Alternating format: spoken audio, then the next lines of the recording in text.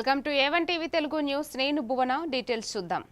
నిర్మల్ జిల్లా దస్తూరాబాద్ మండలంలోని దస్తూరాబాద్, రాంపూర్ గ్రామాల ఐకేపీ ధాన్యం కొనుగోలు కేంద్రాలను DRDO PD విజయలక్ష్మి ఆకస్మికంగా తనిఖీ చేశారు. 10 నుంచి 15 రోజులుగా కొనుగోలు కేంద్రాలు తెరిచి ఉన్నా ధాన్యం కొనుగోలు జరగడం లేదని రైతులు ఆమె దృష్టికి తీసుకెళ్లారు. సిబ్బంది అందుబాటులో లేకపోవడం, సహకారం లేకపోవడం వల్ల ఇబ్బందులు ఎదురవుతున్నాయని ఆవేదన వ్యక్తం చేశారు. గతంలో బోనస్ డబ్బులు, రసీదులు, తాలు పేరుతో కటింగ్ వంటి అంశాలపై కూడా రైతులు ఫిర్యాదు చేశారు. వెంటనే సమస్యలు పరిష్కరించి కొనుగోళ్లు వేగవంతం చేయాలని రైతులు డిమాండ్ చేశారు.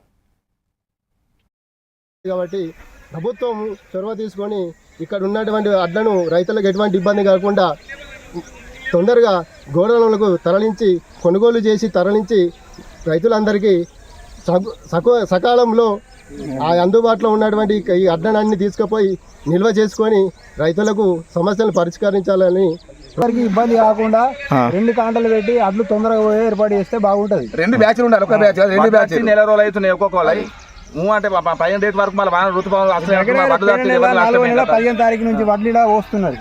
నెల రోజులు అవుతున్నాయి. మాకు 2 కాంటలు రావాలి. మాకు బాధ్యత ఇస్తలేరు. ఇప్పుడు అమలు కొట్లాడుకొని మనకి ఇబ్బంది చేయద్దు. రైతుకు బాగా ఇబ్బంది అవుతుంది. వడ్లు పోసి వరకు ఒక ఎత్తు సొచ్చు ఒక్కలేదు. ఒక్కరికి బాధ్యత ఇవ్వాలి వరకు. ఇప్పుడు ఆ మేడం కూడా మనం అదే మాట చెప్పినా, ఇప్పుడు వచ్చిన మేడం చేస్తే ఏమవుతుంది, వాళ్ళకి వేరే సెంటర్స్ చేస్తే ఏమవుతుంది, వాళ్ళు ఒక్కళ్ళే తింటారు. మనం ఏమవుతుంది, వాళ్ళు లెక్కలు చూపించాలి. అవన్నీ ప్రతి రూపాయికి రూపాయి లెక్కలు ఉంటాయి.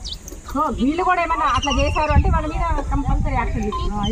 ఇప్పుడు ఏంటంటే మనం కూడా ఏంటంటే, మీరు రైతులే ఉంటారు కదా, ఈ ఒడ్లు ఈ దాకా రావాలంటే ఎంత కష్టం అవుతుంది. ఆ వచ్చేదాకా వస్తాయో తెలియదు, రావో తెలియదు. మరి వాళ్ళకి కొంచెం కోపం ఉంటుంది. మనం తగ్గితే కళ్ళు తెచ్చుకొని చెట్ల కింద తాగి కూర్చుండి తాగి ఇష్టం వచ్చిన మాటలు